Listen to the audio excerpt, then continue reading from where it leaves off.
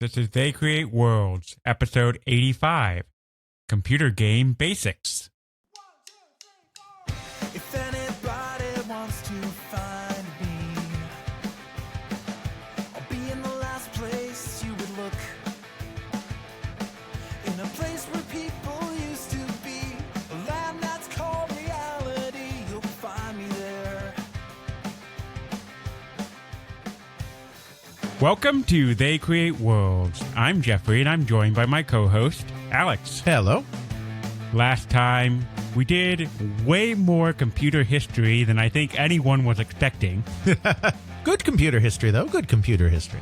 And very relevant computer history. I really think that between that episode and the two episodes we did on the Sillywood era really laid the groundwork of where we could potentially go with episodes in the future, because it really sets the stage as to where things have gone, especially with computers and video game interactivity. Absolutely. So, since last time we went over our impromptu computer science courses, and if you were excited to go into the show notes and practically get an education in that, we're now going to delve a little bit more into the games and really how, now that everything is multi-user environment, we can have things like MUDs and mucks and... Wait.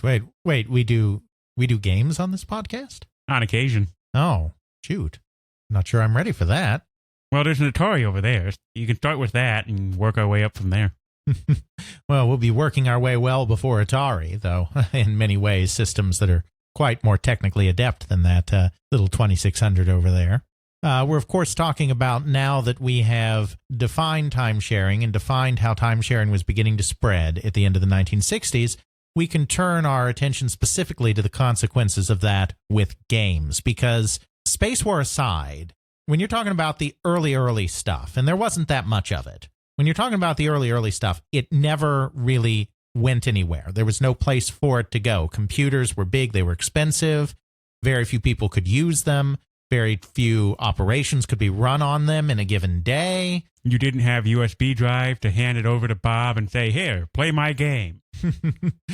Exactly. You didn't have many high-level languages. You didn't have universal operating environments, operating systems. You know, you didn't have all of that stuff. But thanks to time sharing, thanks to BASIC, thanks to the spread of particularly time-shared mini-computers, now you're getting computing into a lot of places, mostly colleges and schools, secondary schools, and you are getting a whole new user base that, with something as simple as BASIC, can take real advantage of that environment and start making things. And you get an environment where people are actually encouraged to start making things. So this period at the very end of the 1960s is where you see some of the very, very first games that would go on to be relevant for many years afterwards. Some of the very first games that a lot of people played on microcomputers in the mid to late 1970s or even the early 1980s had their origins in the late 1960s, early 1970s on these time-sharing systems. So we want to talk about some of those games. And we also want to talk about how they spread, because even having a game on one time-sharing network means that suddenly you've increased your user base by literally hundreds. But as the 70s progressed, as we'll see, there were ways to get these computers even between different people's time-sharing networks. So you're talking about games spreading across the entire United States and potentially even beyond. And that's something that was very new in the late 1960s, early 1970s that we just didn't have before. And as that sort of stems from the early interconnected networks sort of morphing into the ARPANET and so on into the internet? So that's a whole nother episode. Oh, goody. And one we'll probably do sometime, not in the near future. But we're going to kind of stay away from that side of things. These time-sharing networks were not really part of what would become the internet. The entire idea of a time-sharing network is that you do just have one computer, and that one computer is sharing its information or sharing its resources across dozens or hundreds of terminals, and they really are dumb terminals. The internet is kind of the network of networks, And that's when you decide that you want to take a bunch of computers and you want to link them all together. And that takes a whole different degree of jiggery pokery. And, things like the Dartmouth timesharing system were never part of the internet. Now, some commercial timesharing services did become part of the internet. CompuServe started out as a timesharing service, a commercial timesharing service. It was not just an internet service provider. So, yes, sort of, but the networks that we're talking about didn't really fall into that internet evolution. All right, so where do we start off as far as the games go? We basically just talked about the Dartmouth timeshare system last time. That's the main thing that we focused on in terms of timesharing. And we kind of hinted at the fact that in the late 1960s, after the success of the DTSS and after General Electric's success with the DTSS, you had first commercial timesharing services starting to come into being. And then you had many computer companies starting to really push their products in the schools, and particularly DEC and HP, which were two of the most important mini computer companies. This is one story of computing that the West Coast and Silicon Valley really comes to quite late. We're going to get Silicon Valley involved in this story, and certainly HP is in Silicon Valley. But this is not, as so many personal computing stories are, a Silicon Valley story. This is primarily a story of the East Coast and the Midwest. Before there was Silicon Valley, or to put it more accurately, in a time when Silicon Valley really did just mean silicon. It really just meant this is where the chips get made. There was a technology corridor in Boston that was called the Route 128 corridor because a lot of companies popped up along Route 128 in the Boston area. This was a technology revolution that was based around MIT and Digital Equipment Corporation primarily, also other defense contractors like BBN, Bolt, Beranek, and Newman, other mini computer companies like Data General and Wang, all kind of built up in this area. And this is really where the birth of timesharing was. This is where, Dartmouth as well is not in Massachusetts, but it's in New Hampshire. It's part of this kind of wider New England technological scene. This is ground zero for a lot of these activities, mainly because this is where the mini computer companies are. With the exception, you've got HP and Varian on the West Coast, but a lot of the mini computer industry is concentrated in this area.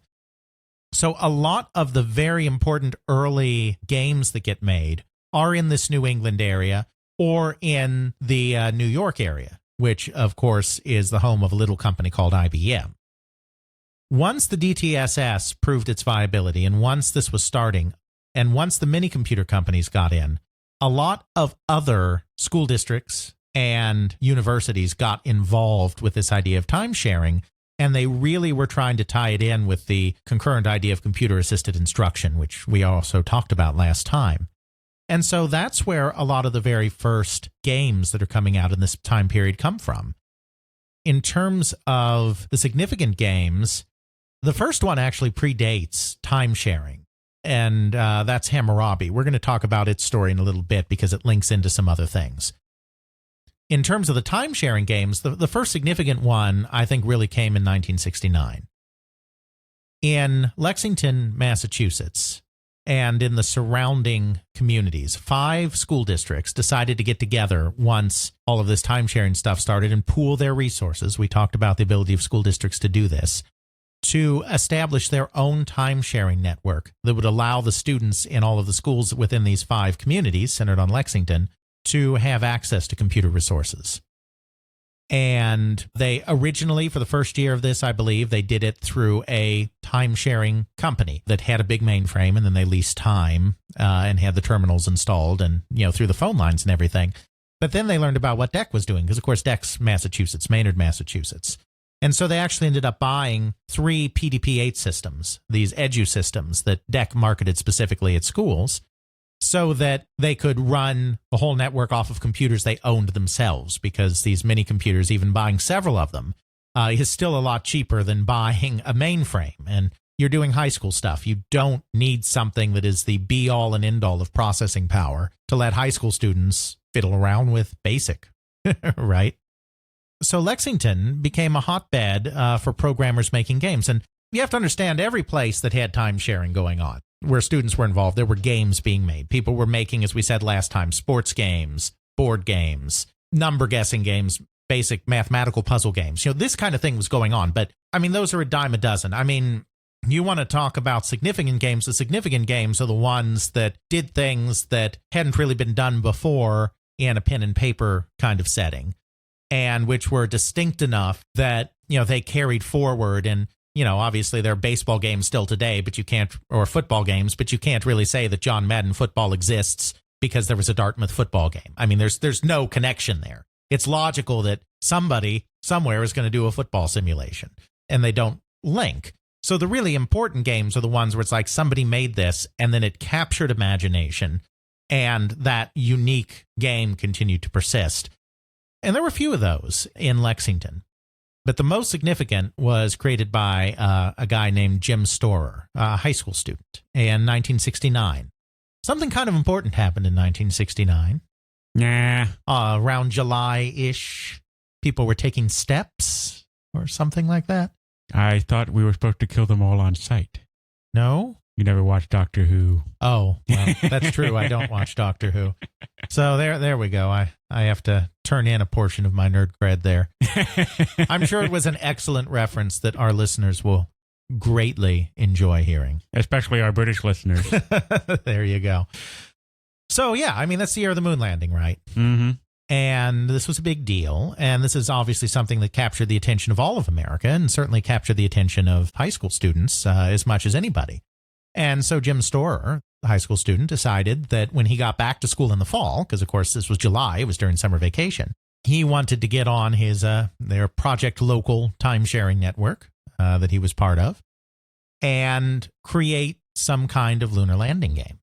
So that's what he did. His father had some technical education. I don't know exactly what his father did, but I know his father knew something about it. So he got some of the advanced equations from his father, but he created a text-based. Remember, just about everything is going to be text-based because you are interacting via teletype or typewriter.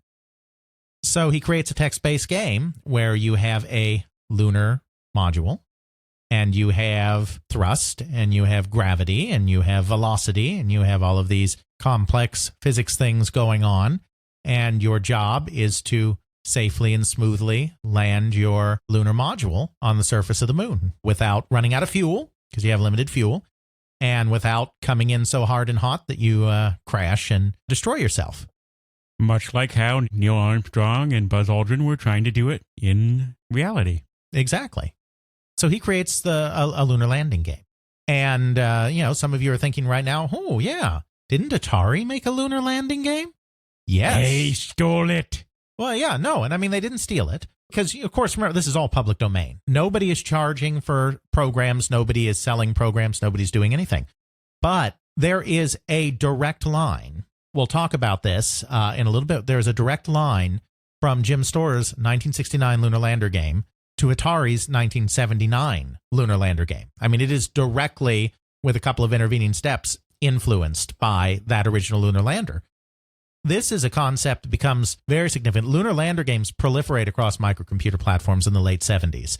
Both here and elsewhere in the United Kingdom, a Lunar Lander game was one of the very first commercial games released on one of the very first commercial kit computers in the late 1970s.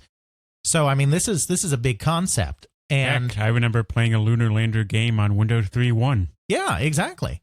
One of our listeners, Virtuoso Engine, actually made the entire Lunar Lander program in Python and details it in his own channel called Making Games Year by Year. It's really interesting to look at that recreation of the software of Lunar Lander in a modern context. The great thing about these games, these early games, is you couldn't do that much with them because you didn't have a lot of memory. Most of these games are strategy-based games. Now, obviously, the later Lunar Lander games are real-time, but the first one's not. The first one's turn-based because you have a couple of limitations here. You do have that limitation if you're doing a teletype. And, to have that thing just constantly spitting out paper in real time would be a bit of a...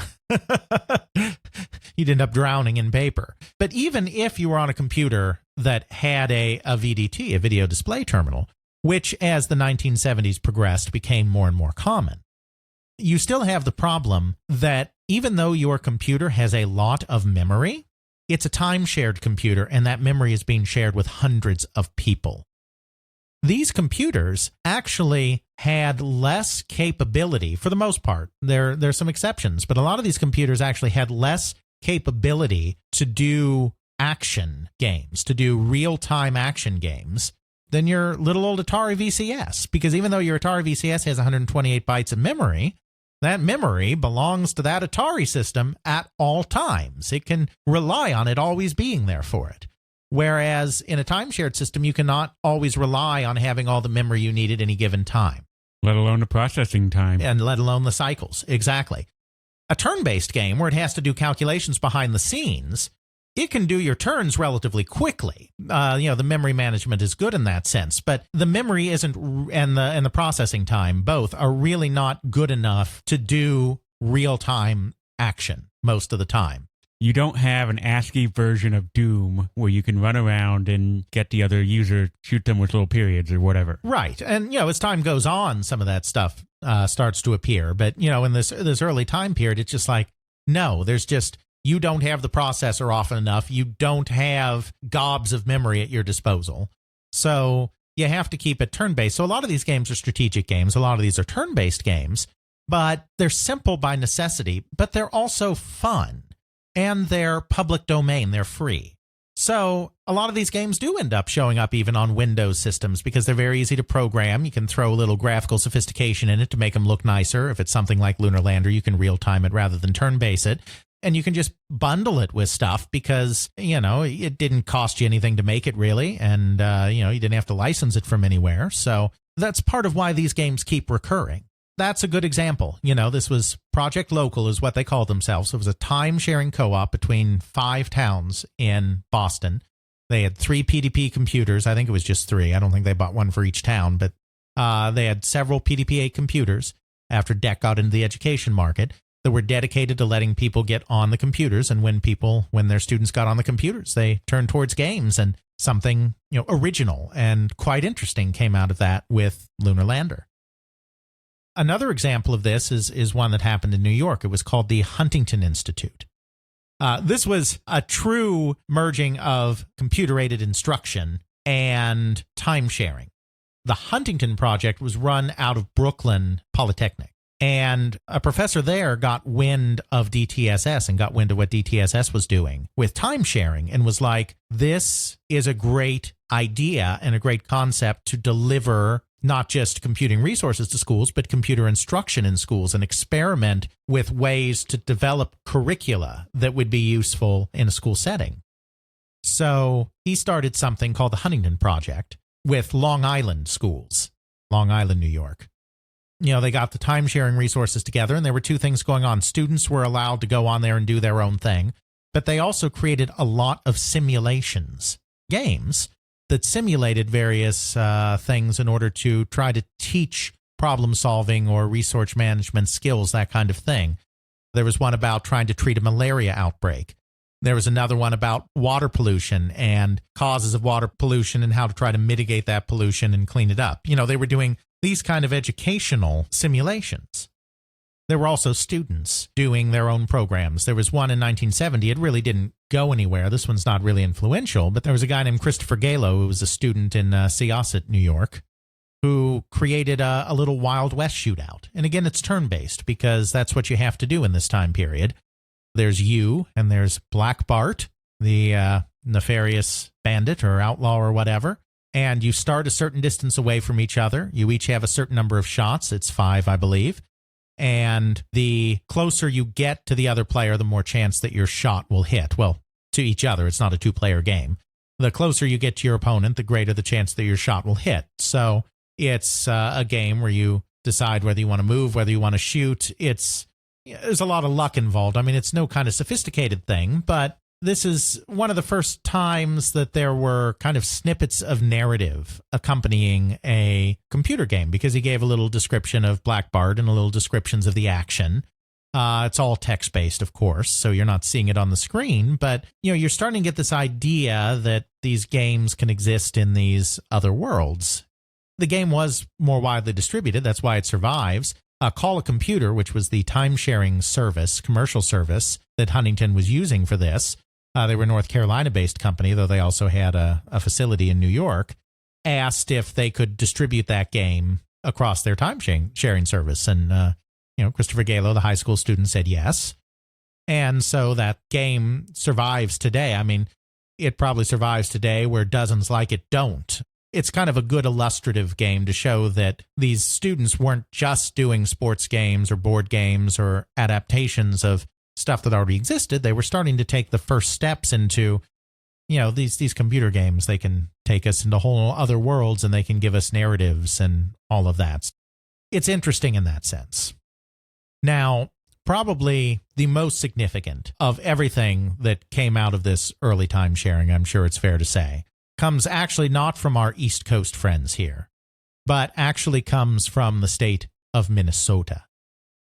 Minnesota is actually probably the biggest computer technology hub outside of the coasts, outside of your Silicon Valley stuff and your IBM stuff and your Route 128 stuff. Minnesota was actually a happening place with computer technology. I don't know if you knew that or not. I did not. I would not expect that. Well, there were a couple of early companies founded there. I'm not exactly sure why they ended up in Minnesota after World War II, but they did. A company called Engineering Research Associates, ERA, or ERA, was established very shortly after World War II by a bunch of former naval personnel that had been doing naval cryptography work during the war. And there was a lot of talent kind of concentrated in CSAW. I forget what the acronym means, but CSAW was this naval cryptology group. There was a lot of talent kind of clustered together in this group that the government didn't want to lose that expertise after the war. So they helped set up this private company, ERA, in Minnesota that was doing early scientific computers. And then ERA was very quickly bought by Univac, the first commercial computing company and what ultimately became one of the seven dwarves as a spare Univac as they merged with another company. Univac in the 1960s still had a facility there. Univac itself wasn't headquartered there, but ERA had been. Then out of ERA came Control Data Corporation. It was a breakaway from ERA by William Norris and Seymour Cray. And Control Data, are you familiar with CDC? Apart from the Centers for Disease Control, which is probably not what we're talking about here. So you've probably heard of Seymour Cray, right? And Cray supercomputers? Actually, no. Oh, okay. So Seymour Cray was a genius. And Seymour Cray was the foremost creator of what used to be termed supercomputers, which are just computers that are able to process information just far, far, far more efficiently and better and faster than other computers. Later on, after CDC, he founded his own company, Cray, and Cray supercomputers were a big deal in the 90s and whatnot for computation. But before he had Cray supercomputers, he was an employee of Control Data Corporation, and Control Data was known as having the fastest computers around. They were one of the seven dwarves competing with IBM as well, but they really had their niche all to themselves. IBM was never able to come up with computers that were as fast as the commensurate CDC computers. And that was quite just, frankly, down to the fact that Seymour Cray was a frickin' genius. Mm-hmm. So CDC is a very important computer company, and they're headquartered in Minnesota. IBM has a facility in Minnesota, in Rochester, Minnesota, that does a lot of their peripherals and smaller systems and whatnot. The guy that ended up creating the IBM PC, the PC was done down in Florida because they set up a new division down in Florida for that. But the guy, the main architecture guy on the IBM PC, actually had spent years working in the Minnesota office before that time because that's where those kind of systems were being done. There's a huge computer presence back then in Minnesota, and still a half-decent one today, I think, though probably not as developed as it was back then. So this was actually a computing mecca. So as a result, it was a place that had a lot of people that worked with computers. And these people were keeping up on what was going on back in the East with timesharing on all of this. And there was actually a CDC employee named Bob Albrecht that discovered BASIC while he was working in Minnesota, discovered the Dartmouth system, and just fell in love with this idea. It changed his life. I mean, it literally changed his life. because he went and taught in schools a little bit and taught BASIC, just giving presentations. He didn't become a school teacher, but just watching the kids use BASIC and gain confidence in BASIC and gain confidence in computers and being able to control computers and manipulate computers. That was very, very exciting to him. We're going to get back to Bob Albrecht's story in a little bit in this episode because it pertains. But he became a real BASIC evangelist. And at the very same time that he was doing this, there was a group of mathematics instructors at the University of Minnesota that were looking for ways to integrate computers. Because again, computer-assisted instruction and all of this stuff is kind of becoming buzzwords in the education community right in the same time period. So they're looking into ways to do something about this as well. The University of Minnesota ran, they probably still do run, a model high school called U-High. What this is it's a real working high school that students can go to, but it's also a laboratory for the university to experiment with new teaching curriculum, new teaching tools, tactics, etc. So it's a petri dish, but also a real working school as well. It's not just a laboratory setting. And there was a mathematics graduate student named Dale LaFrenz that was teaching at U-High. He was getting his master's in mathematics, but he discovered that really mathematics wasn't his thing. I mean, he was good enough to get his bachelor's in it, obviously, but he discovered doing the master's program that he really wasn't really a pure mathematician. But while he was there, he discovered U-High, and he became involved with that, and he found that he did have an aptitude and desire to want to instruct students and work on student curriculum. So he and a group of his colleagues were starting to ponder, we should work with computers here. This is a place to experiment with the cutting edge and computers in the classroom in this mid-60s period, late 60s period. That's the cutting edge, right? So they get this going. And they learned from Bob Albrecht, who was also affiliated with the University of Minnesota at the time with their graduate program, about the DTSS and about this whole timesharing thing and about this whole BASIC thing. Let me tell you, brother, about the word of BASIC. That's right. They get in touch with Dartmouth and are like, can we be part of your timeshare network, University High? Now, remember, Dartmouth, New Hampshire, U-High, Minnesota. For those of you not familiar with our United States geography, that's what we would call a bit of a hike. Multiple states. So, they're not exactly close by. So they get in touch with Dartmouth, and Dartmouth's like, oh yeah, we'll let you connect with the network because, we have a nationwide phone system, so whatever. In that sense, the distance doesn't matter.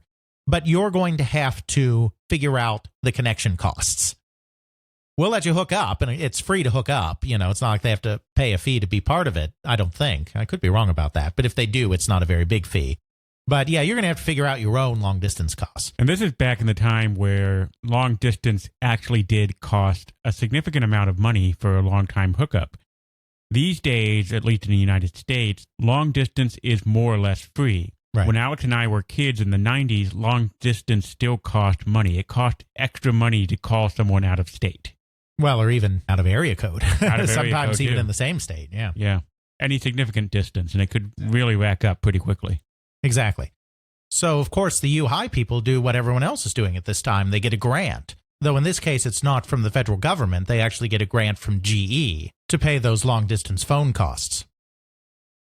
Now, they only ended up connected to Dartmouth for a year. Because after that, the Pillsbury Corporation, which is also a Minneapolis headquartered company, Pillsbury Corporation bought a computer for their own use. And as a lot of corporations would start doing in this time period, they bought this big fancy computer. Pillsbury didn't really need it 24/7 doing stuff for them. So they figured out that, hey, we can timeshare our system too. Just like these timesharing companies or just like these universities are doing. And we can collect extra money by paying people to access our computer when we're not using it. So they switched to the local option because, they had to pay a fee to Pillsbury to be part of it, but they didn't have to pay those long distance fees anymore. Pillsbury was local. It's kind of funny to think of a pastry company being a timeshare computer company. Exactly. But, I mean, just about anybody, once this time sharing thing became big, just about anybody that had a computer and did not need to use it all the time were like, well, time is money, friend. Pretty much. I can only imagine the little Pillsbury doughboy pouncing around a computer going, hey, come timeshare with us. And then this mouse comes out and pushes him in the stomach. And he goes, whee! I don't think they ever did that commercial. I'm thinking probably not, but. No, this is my wish. I know. You just keep living the dream, Jeff. Okay. You do that. So they weren't with DTSS for long. But they were with DTSS long enough to understand what that system was and to be exposed to BASIC and to have this whole thing going on. So they're doing time sharing at U High. Well, the next step is a group of Minneapolis area school districts get together to create their own network. About 18 of them, I think, if memory's serving me right. If it's not important. And this network was called TIES. That was an acronym. And TIES was a time-sharing network that the University of Minnesota set up that hooked in most of the schools in the Twin Cities, in the Minneapolis-St. Paul area. One of these schools was Bryant Junior High School, because this was both high school and junior high school, where a couple of mathematics student teachers from Carleton College in Minnesota were doing their student teaching. Two guys named Paul Dillenberger and Bill Heineman. So there was, in their Bryant Junior High School, where they student taught, there was a computer room, which was a janitor's closet with a teletype in it. Sure, let's not perpetuate stereotypes for computer nerds with that. But that teletype was hooked into, the computers of the TIES network. So it was their gateway to a larger world. So one day, these two guys come home. You see, Carleton College is out in rural Minnesota, so they didn't live in Minneapolis. They didn't go to school in the Minneapolis area. So they rented an apartment with another student teacher that was doing student teaching in history at a northern Minneapolis area school named Don Rawich. And one day, these two guys, Dillenberger and Heinemann, come home, and they see something very odd. Their roommate, Mr. Rawich, is down on the floor drawing some elaborate map of some kind or another, perhaps of the western United States. And it's like, what's going on here? Well, what's going on is it turns out that Mr. Rawich was about ready to teach a unit. He'd been observing the class or whatever, and he was going to teach a unit. And his unit that he was going to teach was going to be on Western expansion. And he thought it would be a lot of fun if he and his students played a board game to illustrate Western travel, Western expansion. And he particularly thought that it would be interesting to do a board game that would depict the travel along the famous Oregon Trail. And so, he'd been thinking about that and he was starting to work on it. And so that's what he was working on when his roommates came home.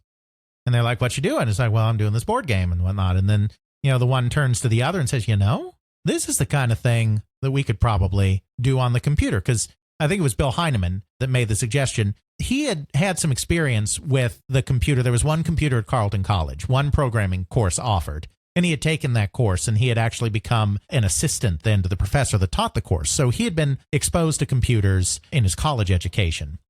He had been kind of thinking in the back of his mind, it'd be fun to kind of figure out something hands-on to do with the computer.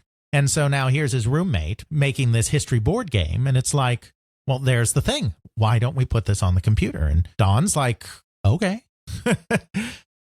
So, they only have about a week and a half until it's due, but, they don't have to do too much. Kind of the framework of the game has already been created. He already knows that he wants them to travel along the Oregon Trail. I was going to do it through die rolls because board game, but when them travel along the Oregon Trail, he wanted them to encounter events that were historically somewhat accurate, good and bad things happening along the trail, believable things, to kind of give this idea of what the hardships would be. So it was simply a matter of taking this framework, figuring out the geography, converting die rolls into X amount of miles get covered per increment, implementing the need for food as kind of a fuel to something that you have to keep track of, a resource that you have to manage, and have some random events happen along the trail that were believable within the terrain that you were in. That was kind of one of the wrinkles they wanted to make sure of on the computer.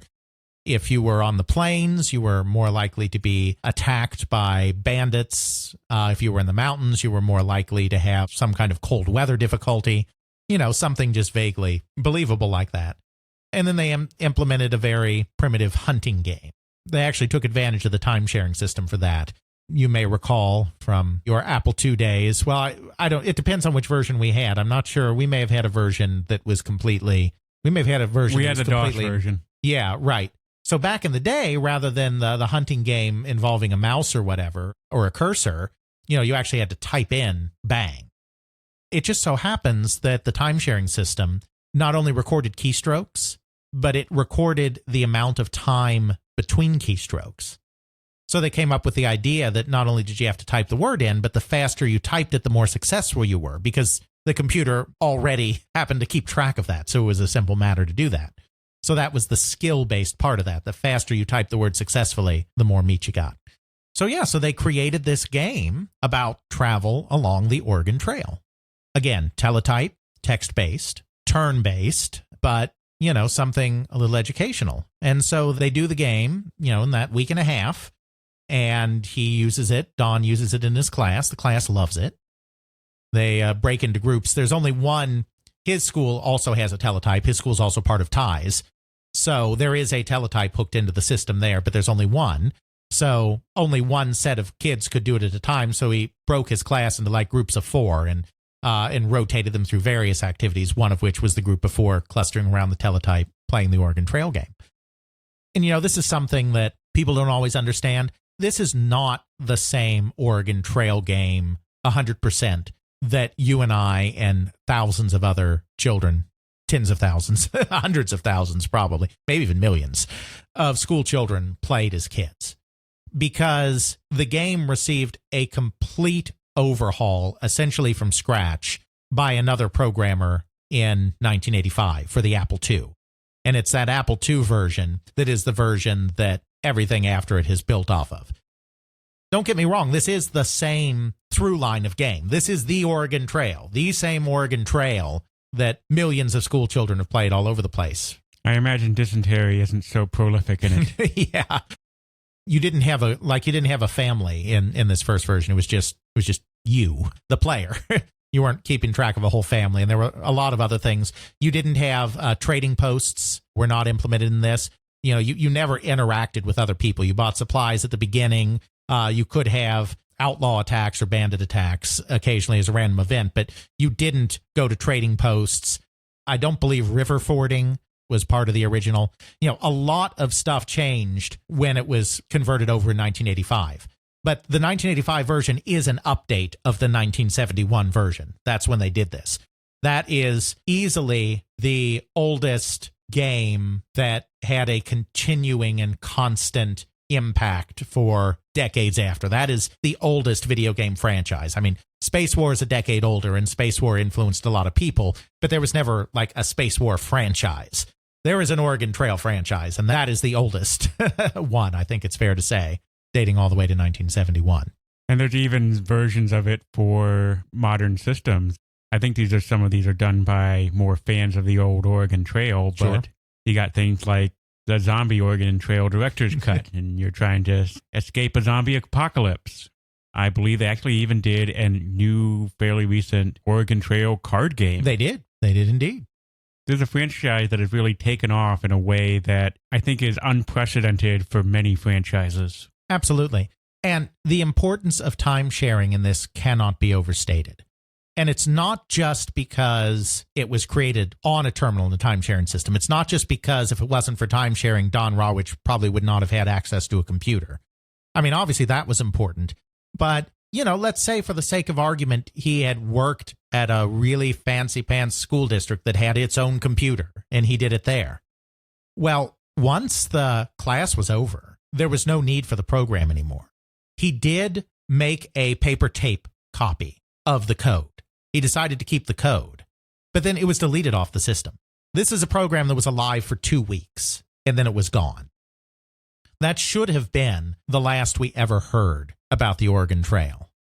But then a little thing called the Vietnam War intervened. So Don Rawich was in school to be a teacher. Obviously, he was student teaching. Teaching is what he wanted to do. And then his number came up in the draft. When he was graduating, he didn't have his school deferment anymore. He was able to get himself labeled a conscientious objector, which meant that he did not have to actually go to war. He was able to convince them that he was so totally and morally opposed to the war that he shouldn't be forced to fight it. It was against his beliefs. However, if you qualified for an exemption for conscientious objector status, you had to provide an alternate form of service for 2 years to the government in order for them to say you don't have to serve in the military. You would think that teaching the youth of America would be a very valuable service to America. Nope. Not at all. So becoming a teacher didn't count. He couldn't just then go and be a teacher. He had to find a job that qualified for this conscientious objector status. Meanwhile, at the same time this is going on, or right before this happened, whatever, ties attracted attention at the highest levels of Minnesota state government. So ties is 18 twin cities, Minneapolis, St. Paul. For those not aware, they're called the Twin Cities because they're literally right across the river from each other. Ties is in 18 Twin Cities area schools. Minnesota's a big state. Minnesota's a very big state. It has, 400 some odd school districts at this time. And rural legislators in the state, which have gained some power politically during this time period. I don't know all the ins and outs of Minnesota politics, but this was a time when the rural legislative bloc was very influential within the doings of the state, not just, the urban guys like in Minneapolis or whatever holding all the power. They're like, you've got this educational network that your children are getting to take advantage of. Why aren't our children getting something like this? Why did just you elites down there in Minneapolis get this system, eh? We deserve this system too. So they're like, fine, that's great. Do something about it. So the state of Minnesota, and this is unprecedented at the time, actually passes an act to create a statewide timesharing network to provide computer services to all 435, I believe is the number, school districts in the state of Minnesota. So TIES becomes the MECC, the Minnesota Educational Computing Consortium. And it brings timesharing to every single school district in the state of Minnesota. That's remarkable. This is early 1970s. Not to mention a immense financial and personnel investment. This is one of the most influential bodies in all of computer education for a long time. You know how Apple became the de facto computer that you found in schools? Every school's had Apple, right? Right. Now, Apple did deliberately push that, but one of the major reasons they were able to do that is very early on, they won the MECC contract when MECC was moving from timesharing to microcomputers. And so, they had the most influential educational computing consortium in the entire country went Apple. And, just like today, so goes Texas in textbooks, so goes the nation. It's like, as Minnesota went in educational computing, so went the nation. This is a huge and unprecedented kind of thing. And Dale LaFrenz is there. He gets there through a circuitous route, but, he had helped kind of sort of with U-High and with TIES, and now he is at MECC, and Dale LaFrenz is responsible for running this thing. So one of Don Rawich's instructors knows LaFrenz, is friends with him. MECC, it's a not-for-profit. It's an educational consortium. It's good, solid, conscientious objector work. So a professor talks to LaFrenz and is like, hey, I've got this kid, he's conscientious objector. He needs something for the government, blah, blah, blah. And so Dale's like, yeah, okay, we'll find a place for him. They didn't necessarily need him at that moment, but, friend doing for friend kind of thing. So Rawich was made a liaison to some community colleges that were part of the whole network. So, MECC is getting going. It's providing computing all around the state. They need content. They need programs. They need stuff for people to use.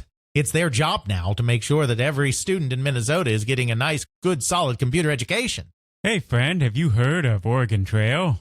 Right. So, he's told, it's like, so people are encouraged, if you know of any programs, if you have any programs, let us know. And Don, because he did save this paper tape, is like, well, I've got this thing called Oregon Trail, supplies and travel and hardship and blah, blah, blah. And Dale's like, great, we'll do it.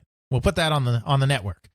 So he pulls out the tape, dusts it off. He changes some things because, it was a kind of slapdash. Slapdash is the wrong word, but it was thrown together in like a week and a half. I mean, they didn't have a lot of time to do all the research on it. So he did adjust some of the probabilities to make certain events more accurately reflected in terms of the probability of them happening in real life. Did some research about the trail and put some more depth into it. This is still not, the more advanced Apple II version, obviously, that comes several years later. This is 1974 we're talking about now. And so he dusts it off, cleans it up a little bit, and boom, puts it on the MECC network. So now it is all across the state of Minnesota. So then flash forward, and we'll just cover this briefly, but flash forward to the 80s. The MECC, as I said, is still one of the most influential guys around.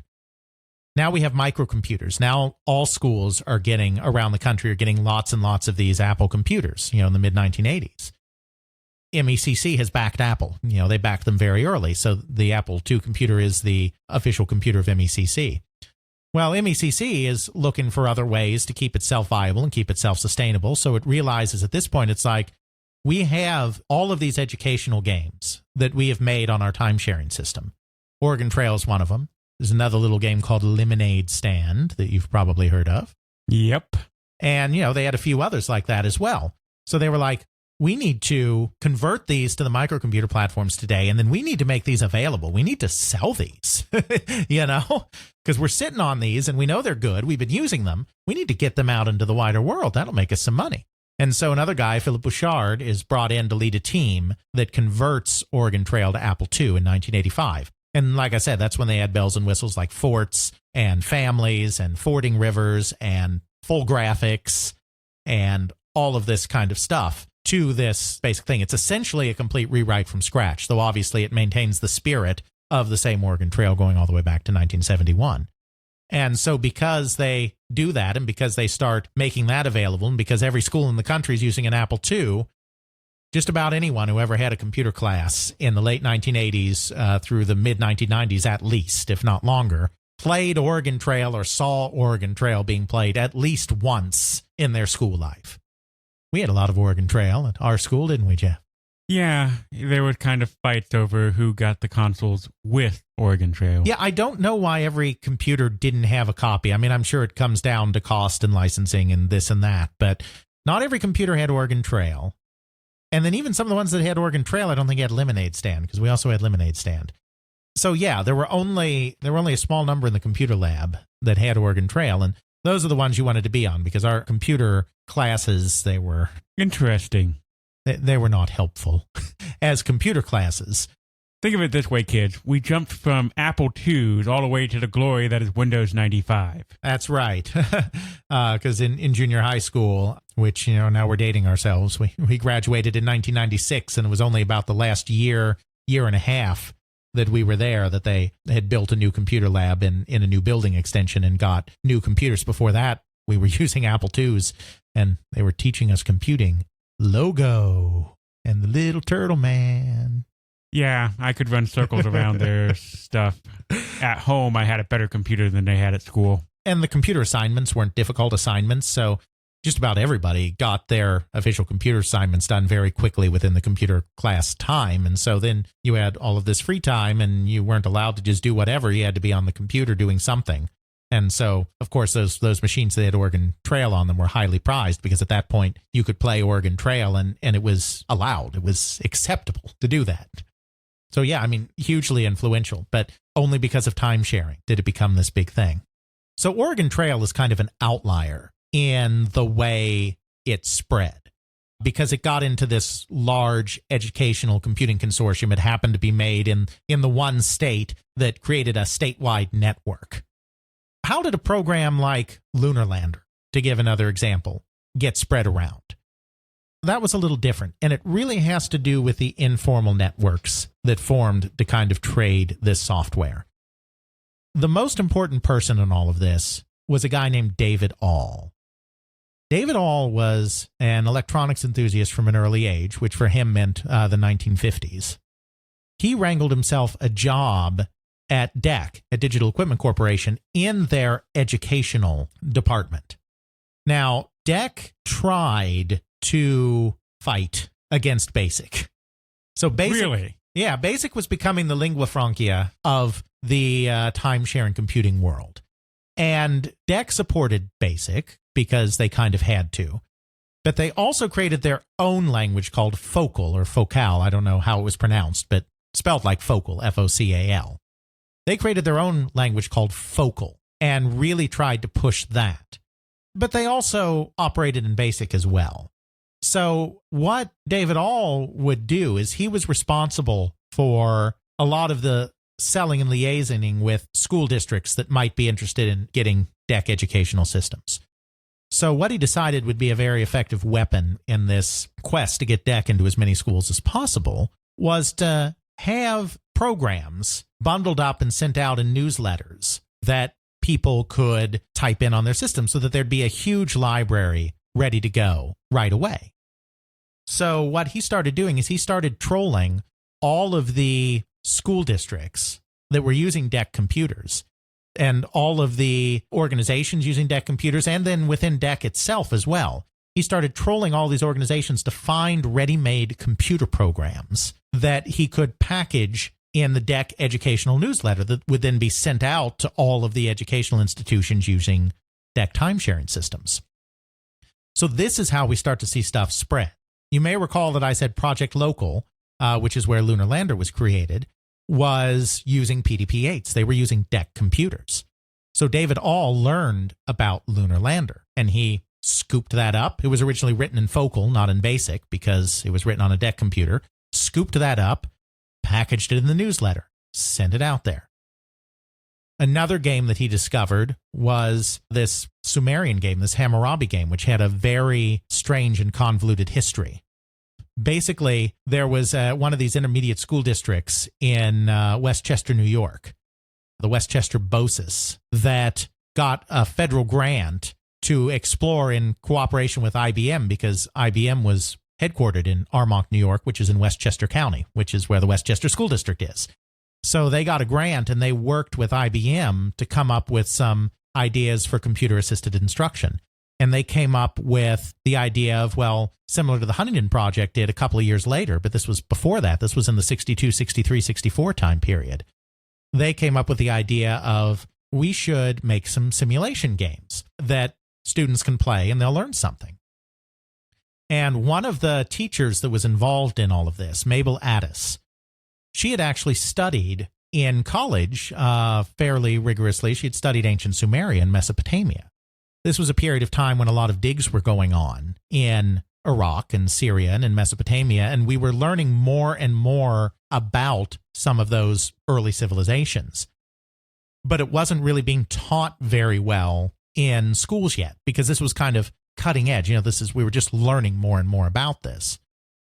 So she thought it would be fun to do a game where you take on the role of a Sumerian ruler of the city of Lagash and learn through resource management how civilization spread. So it was kind of a three-part game. In the first part of the game, you're growing grain and you're balancing storing grain for lean years, eating more grain to grow the population, and just making sure that you're both expanding and keeping your current food supply kind of together in the face of disasters. Some years you might have bad crops, etc. So it's a game where you're expanding your agricultural base to slowly build your population. Then in phase 2, you start turning your food resources into technology resources, essentially. So it's your population is now big enough that not everybody has to be a farmer anymore. And you can start building up technology and building up your city more and all of this kind of thing.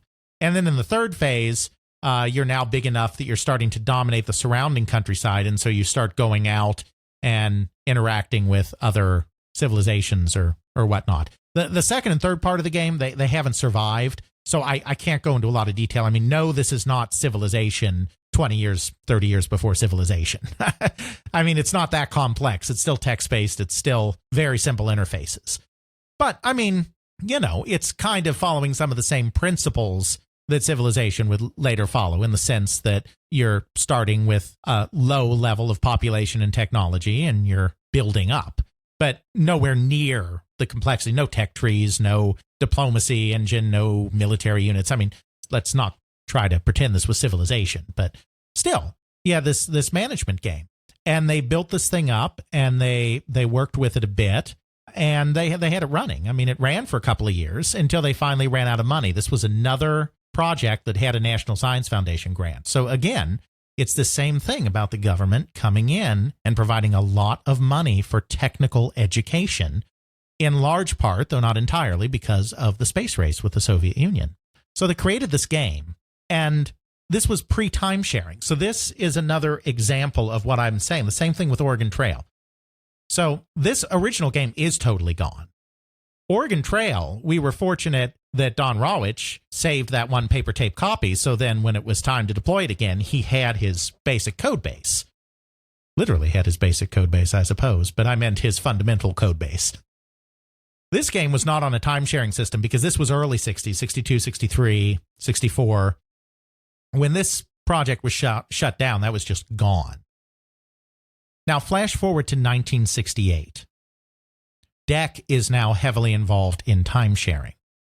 And because they're heavily involved in education and time-sharing, they're going to educational conferences, educational computing conferences, and learning about this and that. So a DEC employee named Doug Dimett, a Canadian, goes to a conference, an educational computing conference, and somehow ends up talking to a woman. And I have no idea if this woman is Mabel Addis or not. That part of the story is lost. Devin Monins, a great researcher on earlier video game history, is the one that I should give full credit to for unraveling this story about the Sumerian game in Hammurabi. Because for the longest time, Doug Dimett was thought to be the originator of Hammurabi. Then we started noticing, and Devin was one of the people, but several people started noticing that there was also this Sumerian game that has to be connected somehow, right? It's too coincidental because they're identical kind of games. But it was Devin that was able to connect the dots and actually show us the connection between the earlier game and the later game. And that connection is that Doug Dimett went to this educational conference, and a woman, maybe Mabel Addis, maybe somebody else, told him about this game she remembered seeing once, or if it was actually Mabel, a game she created once, I don't know, and described this whole thing with the Sumerians and the grain and all of this. And Doug Dimett thought that was kind of neat and decided it would be a great demo program to do in Focal. Now, because he wanted it to be a demo program for a basic Focal system, he had to do it in 4K because that was the smallest memory environment that the Focal programming language would operate in. So with just 4K to work with, he couldn't do this elaborate 3-stage game. That was too much. So he just collapsed it down to the first phase, which is you are growing grain, you are harvesting grain, you are deciding how much grain to consume, you are deciding how much grain to store, and you are growing your population over time.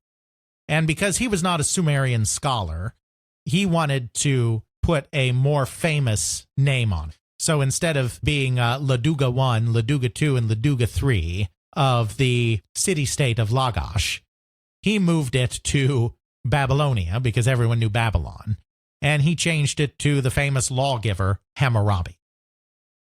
And so that's how we get from the original Sumerian game done in the early 60s to Hammurabi that was done in 1968 by Doug Dimett based on this earlier game.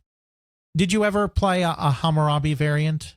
No, I did not. Yeah, they were, I mean, I didn't as a kid either, but they were very, very widespread.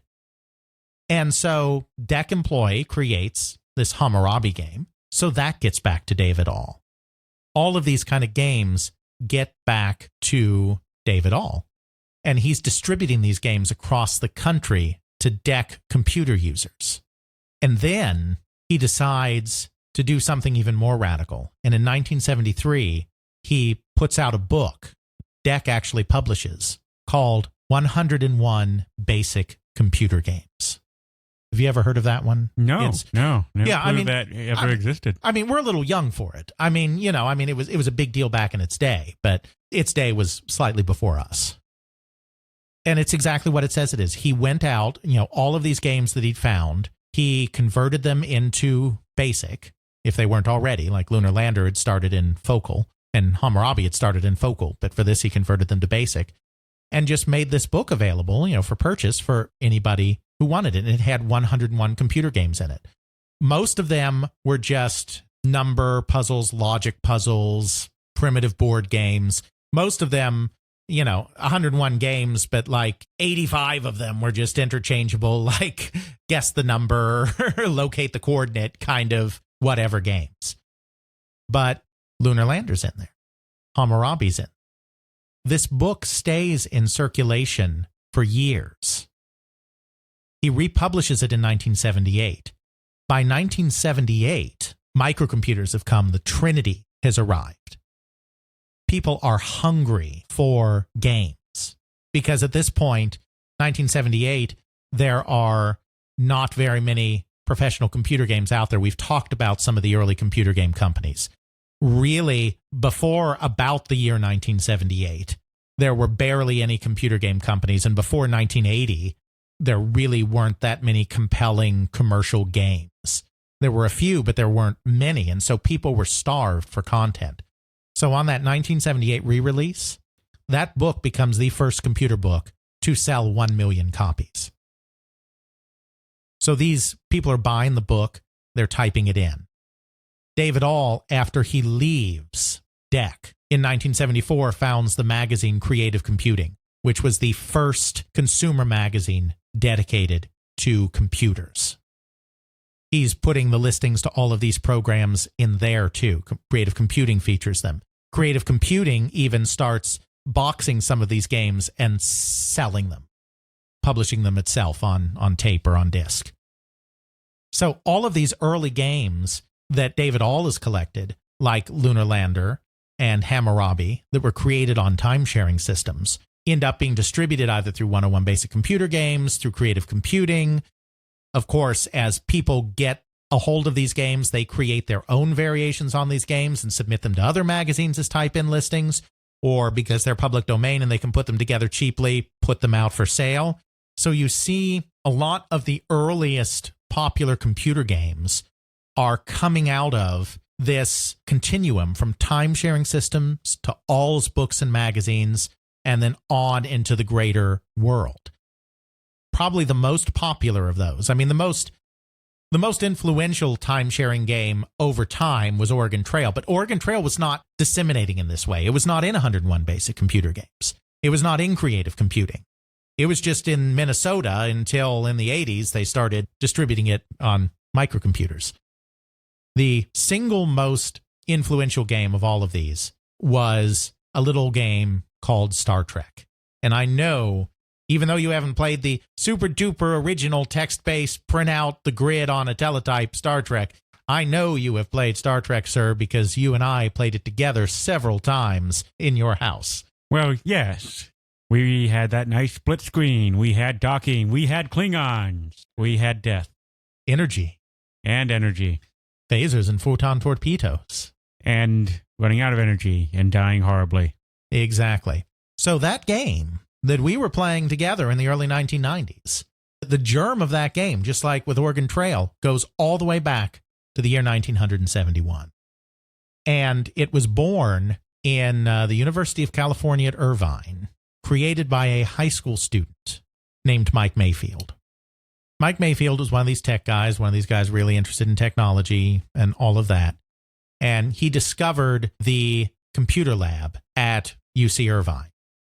And there were a couple of computers in there. There was a DEC computer in there. And then there was something called a Sigma 7 mainframe in there as well. Just it's created by another mini computer company in California. And, again, it's just a teletype. A lot of stuff's just teletype at this point. There aren't that many monitors. And, he thought that was kind of cool. And so he borrowed an account on that Sigma 7 computer. Borrowed. Jeff, you work in network administration. Yeah. You work in network administration at a time when most people have at least had computers in their lives for a long time. Somewhat. And you know how very bad so many people are sometimes about securing their accounts, information, etc. on their work computer systems. Maybe. Now imagine a time when computers are brand new for everybody and nobody has really given any kind of thought to network security whatsoever. You mean most of the times computers have existed? Yes, but this period's even worse than today because this is right at the beginning of the concept of user accounts and all of that kind of thing. That's sort of like how we treat our Netflix accounts these days. Yes, something like that.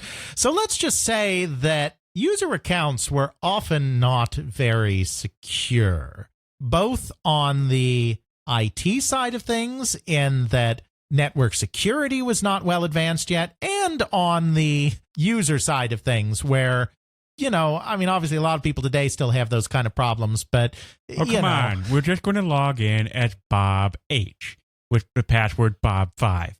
Yes, that will go swimmingly for everybody. So yes, Mr. Mayfield, high school student, borrowed a user account on the Sigma 7. But whose user account did he borrow? Was it that professor over there or that professor over there? Or was it a different professor every day of the week? I don't know. It could be any of the above. We'll find out today on Where Are My Credentials? So this Sigma 7 computer that he was able to get some access to had a display, but he was never able to get access to that display because he was kind of ad hocing all of this. But they actually did have a port of Space War on that computer because it's by 1971, Space War is everywhere where computers have monitors pretty much. So he saw Space War, he saw the space shooting thing and was like, I'd like to make a game like that. He's trying to learn computers. He's teaching himself BASIC out of a book. And he's like, I want to make something like that. But he doesn't have access to a monitor, so he can't just clone that.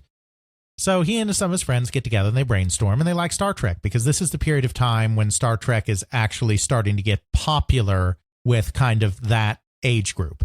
Star Trek was a show in the late 60s. It, as most people who are aficionados probably know, it was canceled after its second season. Big letter writing campaign saved it, but the ratings were still terrible and the show quality went downhill because nobody cared anymore after it was brought back from the dead. And so it was canceled after 3 seasons. It never got particularly popular. But then it went into syndication in the early 1970s, and college students fell in love with it in the early 1970s in syndication. And that's really when Star Trek started its path towards the big franchise that it is today, not in the late 1960s when it aired, but in the early 1970s when college students were exposed to it. So, he was a high school student, but still, he's about the age of the people that are discovering Star Trek in syndication in the early 1970s. So he and his friends like Star Trek a lot. They're big fans. So they're like, well, we'll do a Star Trek game. But it has to be turn-based. It can't be real-time because all they have is the teletype. And again, you can't do a real-time game on teletype because you'd be drowning in paper after 10 minutes. So they come up, and I don't know all the details. A couple of people, including Ethan Johnson, our good friend of the show, have talked to Mike Mayfield. But after this many years, there's not really details on where did this feature come from? Where did that feature come from? So I don't know that, but they do come up with this turn-based game where they have a grid that represents the galaxy. And again, that's useful in the teletype setting because it gives you a visual aid you can print out. Because using ASCII characters, you can kind of print out a grid-based map. There's a grid that represents the galaxy, and then each quadrant of the galaxy is its own grid that then opens up when you travel there. And there are Klingon ships within that block of space that you've chosen to go into. You have a limited amount of energy to devote to shields, weapons, propulsion. You have phasers, which are variable in their power depending on how much power you decide to use in each shot.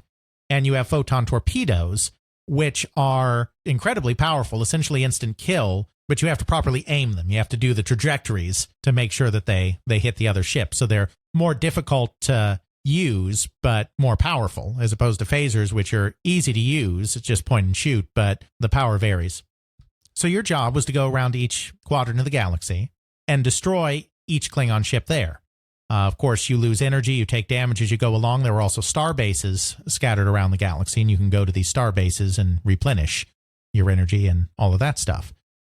In this very first version, it was very primitive. The Klingons didn't even move. But, there's a certain number of Klingon ships. You attack them, they attack you, balance energy, shields, weapons, kill everybody, win the game. And this was Star Trek. The journey of Star Trek perfectly illustrates this entire ecosystem that was beginning to develop for the sharing of games. And so we're going to conclude this episode by just looking at the journey it took to become literally the most prolific game on early microcomputers. I mean, in the late 1970s, early 1980s, there was probably barely a microcomputer that was owned by somebody who was interested in games that didn't have Star Trek on it someplace. And Star Trek, The Great Journey. Yes, and tons of time-sharing systems had it on as well. So the Sigma may have been time-sharing, I'm not sure, but the Sigma was really, he couldn't really keep it on the Sigma. He wasn't legitimate there. He saved the code, but it couldn't really stay on this Sigma system because he didn't have the authorization or the authority. So he has his game code, and he also has a brand new HP calculator, a programmable one, so pretty fancy one. So he's been making trips to the local HP sales office, talking to them about programming on the calculator and all of that stuff. And somehow through all of this, they learn that he has this game that he's made, the Star Trek game. And they're like, well, that's kind of cool. Even though BASIC is a lingua franca, as we said, something that is widely understood across all of computing, we did briefly talk about as well how you have to interpret BASIC for each individual system that it's on. The BASIC that DEC's using on its computers, the BASIC that's being used on Sigma, they are slightly different BASICs. The commands point in different directions because there's an interpreter sitting between the high-level programming language and the actual processor to make everything run effectively. So they get wind of his game, and are like, oh, well, that's very interesting. If you convert that into HP BASIC, we'll put it into our contributed programming library. DEC had the educational newsletter that David All was doing, so they were sending out programs. HP, which was their main competitor in mini computers and whose HP 2000 mini computer line was also finding its way into schools, they had what was called a contributed program library, where anybody could submit programs written in HP BASIC, and they'd maintain this giant catalog of programs, and then anyone who was interested in a program could peruse that catalog and be like, oh, these programs look cool. I want this, this, this, this, and this. Because this was at a time, and we've talked about this before, where there really wasn't much of a software industry yet. You bought hardware, and the hardware company supplied software at no additional cost. I mean, the cost of hiring programmers and having programmers make software was factored into the cost of your computer, but software wasn't a la carte. It's like, you have our system, and now you have access to our whole variety of software programs that we have. And maybe if you need something custom and specialized, we'll build that for you for a fee, but most software is just included. By the early 1970s, you have the first software companies starting to form, but software is still, the idea of software as a valuable and marketable commodity all on its own is still very new. And, that's actually important to bring up because that's another reason why all of these programs could spread so freely and effectively, because people weren't thinking of software yet as something you sold. You sold hardware, and then you provided software. So Star Trek gets placed in the HP contributed program library. And David All discovers it in that contributed program library. Because David All is always looking for interesting programs that he can incorporate into his DEC catalog. All sees it in the HP Contributed Program Library and publishes it in 101 Basic Computer Games. So it's one of the games in 101 Basic Computer Games that starts spreading around the country. But the story doesn't end there. It doesn't. Next, an engineer named Bob Leadham, who works for Westinghouse, he sees the Star Trek game, which, incidentally, David All actually published under the name Space War in 101 Basic Computer Games. It's called Space War. It's not our Space War that we spent a whole episode on, the pioneering game. That's just what he chose to call it. I'm sure he didn't call it Star Trek because Star Trek is kind of a trademark. Mm-hmm. So he just called it a generic name, Space War. So Bob Leadham sees this Space War game while he's working at Westinghouse and decides to convert it to the Data General system that they have there. So it keeps getting converted in these basics. It starts in Sigma 7 Basic. Then it gets converted to HP Basic. Then David All converts it to DEX Basic. Then Bob Leadham converts it to Data General's Basic. Data General being another mini-computer company. We talked about them in the context of computer space. There's no way this game spreads around the country in the same way if it's not in a language like BASIC that is so easy to do. Because converting it from one BASIC to another is most of the time just changing a couple lines of code. Because the instructions are the same. The syntax is the same. It's just that some of the calls are a little different is really all it is, right? Instead of print, it's printf or funny print. Right. You know, it's very easy to move it around. So this game wouldn't have spread from a Sigma system to an HP system to a DEX system to a Data General system if you had had to do it in assembly each time. It would have been too much work. Nobody would have bothered doing it. But because it's so easy to move a basic program from system to system, it's spreading around all these people across all of these different systems, and it's getting noticed. So Bob Leadham ports it over to this Data General system and decides that he's going to make it even more elaborate. So he creates a version that's slightly improved over the original Mayfield version. For one thing, he makes it so the Klingons can move around, the Klingon vessels. Originally, they were static. Now they move after you as well. He also added in reports from the crew members, from Spock or Sulu or whoever else, you know, just to add a little bit of flavor to it, you know, giving damage reports or all of that kind of stuff. He improved the calculations for things like photon torpedoes, made that a little more user-friendly. He created a better galaxy table. So he created a lot of these little improvements to make it a better game than the Mayfield game. And then he submitted it to an organization called the People's Computer Company. So I told you way back earlier in this episode that our friend Bob Albrecht was going to get back into this story.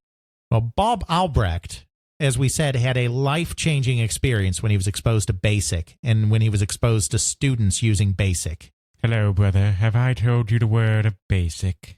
So Bob Albrecht was a Minnesota guy, but his experience with computers and with working with students in computers actually happened after he took a job out in Colorado. He moved to Colorado basically because he liked skiing, and there were a lot of computer companies that were starting to open up facilities in the Denver area. So he left Minnesota to go work for Burroughs Corporation, which was another one of these seven dwarves competing with IBM. After a couple of years there, he went to work for another company, and then he ended up at CDC, Control Data, because they opened a new facility in Denver. Minnesota company, but now they've got this facility in Colorado as well. Part of his job there was actually to teach CDC employees programming. They would get a lot of these guys that would go through like a week-long IBM Fortran course and come out of it actually knowing absolutely nothing about Fortran, get hired by CDC, and then need remedial instruction on how to actually use this darn programming language. In his spare time, I guess because he enjoyed the teaching aspect, though I'm not exactly sure why, he also started working with a local high school, kind of an upper middle class high school in Denver, and working with them on learning Fortran and learning computers, because CDC had just come out with something called the CDC 160 that was a mini computer before people realized what mini computers were. This is about 1963 we're talking about here. And there was no mini computer category yet, but the CDC 160 was really one of the really early ones. And this is where he had his life-changing experience, was with these kids in this Denver school on the CDC computer. And he was just amazed at how they took to Fortran. We're not even talking about something simple like BASIC. We're talking about how easily he felt they even took to Fortran. And he became convinced that this was something that young people can grasp, that young people can learn, and that young people really should learn for similar reasons to our Dartmouth friends, that computers are going to be a part of everybody's future. So he gets more and more involved in teaching students. And then he ends up taking a job back with CDC in Minneapolis, in which his job is to actually go around the country and give little demos to schools and other places about computing. By this time, he has become convinced of the value of educating students. He had actually paid a trip to California while he was still working in Denver because CDC was thinking about using a computer that had just bought out from another company called the G15, a small computer, as an educational computer in schools. This was before DEC was doing it, before all these other guys were doing it. So they sent him to San Francisco, and he spent a few days talking to a guy named Sidney Fernbach, who was a very important early computer pioneer at the Livermore Laboratories there in San Francisco. They kind of talked about computer education and computers for kids and the future of computing and how computing was going to get more affordable. And this really sparked Albrecht. So he went back to his job in CDC and he started kind of taking his instruction of kids thing kind of around the country, traveling around. After a while, he decided he wanted to leave the corporate job and go into freelance writing. He figured that if he was going to be a freelance writer and he could live anywhere, why should he freeze to death in Minnesota when he can go work in nice sunny California? So he relocates to the San Francisco area. At first, just to be a freelance writer. That's all he was planning to do. But then he got in with another guy named Dick Raymond, who had worked at the Stanford Research Institute. Raymond was really keen on expanding computer use and expanding education in computers in the same way Albrecht was. He was also kind of tinged with this kind of hippie atmosphere that had pervaded San Francisco during this time period, this idea of revolutions and liberating people and putting in people in touch with this new technology. And so the two of them actually get together and found something that they call the Portola Institute to be kind of an instructional, learn various things, not just computers idea. Albrecht, since he's into freelance writing, creates a subsidiary of Portola called Dymax, which is meant to be kind of a computer book publisher. Then they get a space in a Menlo Park shopping mall, and in addition to having their offices there, as part of Dymax, they open up this computer terminal area where anyone can come in and play around with the teletypes that they have there that are tied into time-sharing mainframes. And as the final step of this, they decide to create a central hub where everyone can keep track of all the great new things happening in computing for ordinary people on time-sharing systems or whatnot all around the country. And so Bob Albrecht founds this newsletter called the People's Computer Company, or PCC for short. And this becomes another one of the great early hubs, along with David All's creative computing, for programs. They start printing the program listings for programs in BASIC. One of the very first interesting things that they do is they end up learning about a Pittsburgh project at the University of Pittsburgh called Project Solo. And Project Solo is another one of these computer-assisted instruction, computers for students, yada, yada, yada, kind of projects going on, similar to Project Local or the Huntington Computer Project. You know, these things are popping up everywhere. Some students at Project Solo in Pittsburgh came up with this hide-and-seek find the coordinate game. They literally called it hide-and-seek. You have a Cartesian coordinate system, X, Y, and you have 3 points in the system that are occupied. And your job is in the shortest number of moves possible to figure out which of those coordinates have the dots in them. So, you know, each time you type in a coordinate, you get clues about there's something X coordinates away or whatever. And so you refine, almost like Battleship, essentially, except, you know, with more explicit use of X, Y coordinates in your typing in until you find these 3 things. Well, the people at the PCC were very interested in this program. And so they created their own version of it called Hercule, which was basically the same kind of game. They limited it to just 1 point instead of 3, but you're finding the Hercule, which is just some fictional monster creature or something. Mm-hmm. Well, then a guy named Gregory Yob, who was a frequent visitor to the PCC offices, saw this Hercule game and another one called Mugwump that was very similar, and was like, okay, hide and seek, that's kind of fun, but it's on a flat Cartesian plane. That's just boring. I mean, You type in a coordinate, you type in another coordinate, you type in another coordinate, and you found it. It's like, where's the fun in that? So he was like, it'd be really cool is if you took one of these hide and seek games. Instead of on a Cartesian coordinate plane, you did a dodecahedron where every point of the dodecahedron is a room, and every line of the dodecahedron is a doorway or a passageway connecting those rooms. So you're essentially creating a virtual dungeon space, so to speak, in the shape of a dodecahedron. And so, all of these games, the Hercule, you're finding the Hercule, Mugwump, you're finding the Mugwumps. So he decides that in his dodecahedron, you're going to find the Wumpus. And the Wumpus is a creature that inhabits one of these rooms. If you enter the room with the Wumpus, you're gone. He eats you. If you shoot an arrow into a room and the Wumpus isn't there, the Wumpus moves to another room. So what you have to do is you have to map out this entire dodecahedron. And, each time you go in a room, it gives you an indication of where the Wumpus is relative to your current position. So you have to map out this dodecahedron and figure out which room the Wumpus is in and triangulate it, essentially, and then shoot an arrow into that room to kill the Wumpus. And there are a few other wrinkles. There are pits, there are bats that'll move you around. So there's some other stuff that adds some more elements of danger and more elements of random chance to it, so that you can't just, it's not an automatic win every time. It's not that you'll always be able to corner the Wumpus and then kill it. These random things like pits and bats make it so that there's an element of chance to it as well. And so he creates this game, Hunt the Wumpus, which is another one of these games, incidentally, that just spreads everywhere. I don't know if you're familiar with Wumpus or not. No, I'm not. It's another one. I mean, again, it was done in 72, 73. I mean, it's before our time, but like these other games, it proliferated into more modern times as well and was on all of these early computer systems. So that was one of the big things that PCC published. They published that in their newsletter, and they also published it in their book. They did a book similar to 101 Basic Computer Games called What to Do After You Hit Return, PCC book of computer games. They released their own book of computer games. So, they're well known nationwide, not just in the California area. So when Bob Leadham finishes his update to Star Trek, he sends it to the PCC guys. And then the PCC guys publish his version of Star Trek.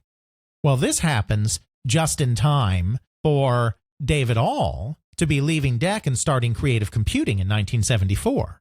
So then David All, who at his new creative computing is still wanting to find as many programs as he can and release as many programs as he can as type-in listings in his magazine, sees the Leadham version of Star Trek in the PCC materials. And so then he turns around and publishes it in creative computing, which is funny because it went from All to Leadham to Albrecht to All. It took this giant loop. But in the middle of this loop, the game became improved and became an even better game, Mm-hmm. So you've got all of these networks coming together. You have all of these magazines, organizations, computer books, all of this percolating. So you have the time-sharing systems where all this stuff originates. And then you have the microcomputers coming in. You have your Apple IIs coming in, your Commodore PETs coming in, all of that. And in between them, you have this whole series of organizations like the PCC, magazines like Creative Computing, books like 101 Basic Computer Games that are taking some of the more popular games on the time-sharing networks and making them publicly available in a format that anyone can easily discover them. And because we have BASIC tying this whole thing together, you can take these games from all of these time-sharing systems and you can run them on your Apple II. You can run them on your TRS-80. You can run them on your Commodore system. And so they make the jump from the time-sharing age to the microcomputer age. And because everyone is so starved for content, and because all of these programs are essentially public domain, they just spread like wildfire. And so Star Trek, Hunt the Wumpus, Oregon Trail, Lunar Lander, they all become these big, constantly shared games. And then they start evolving graphics. Star Trek, its graphics, like the version that we played. Lunar Lander, a guy named Jack Burness, who's working for NASA, has access to a computer, mini computer with a graphics terminal.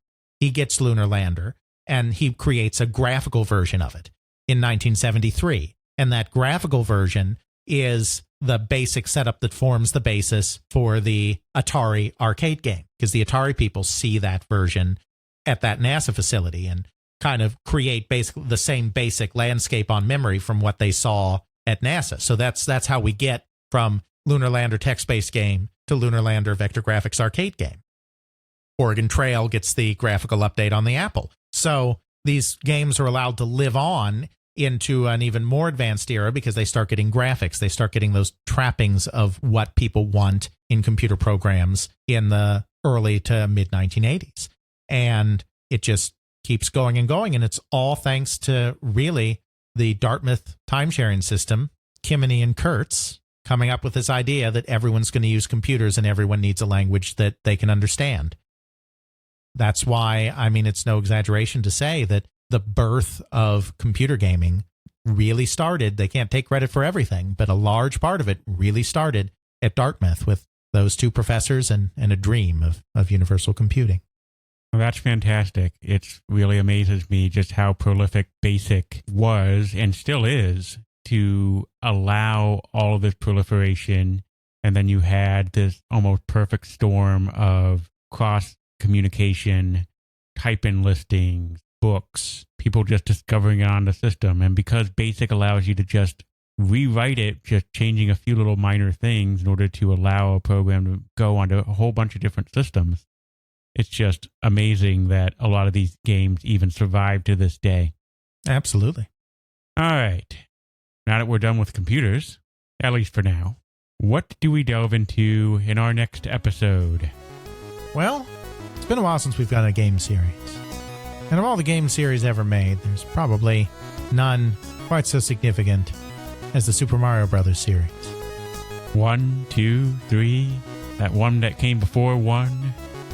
There have been a lot of Mario games, and I don't think we should probably try to cover them all, but this is a very important franchise, and there's been a fair amount of information that's come out about it in the last few years in English, thanks to a variety of sources, such as Shmuplation's translations, as well as the old Iwata Asks interviews. So maybe it's time we kind of took a look at the evolution of Mario. Obviously, we've talked about some of this before. We've touched on Nintendo. We've touched on Miyamoto. We can't help but touch on some of these subjects in earlier podcasts, but this would be the first time that we take a more in-depth look at kind of how at least the early part of that series developed. So, sure, Super Mario. Wrecking Crew. That had Mario in it. I suppose it did. All right. All the Mario. Next time on They Create Worlds. Check out our show notes at podcast.theycreateworlds.com, where we have links to some of the things that we discussed in this and other episodes. You can check out Alex's video game history blog at videogamehistorian.wordpress.com. Alex's forthcoming book will be released through CRC Press. Email us at feedback@theycreateworlds.com. Our Twitter is TCW Podcast. Please consider supporting us on Patreon at patreon.com/theycreateworlds. Intro music is Airplane Mode by Josh Woodward, found at joshwoodward.com/song/airplane mode, used under a Creative Commons Attribution License.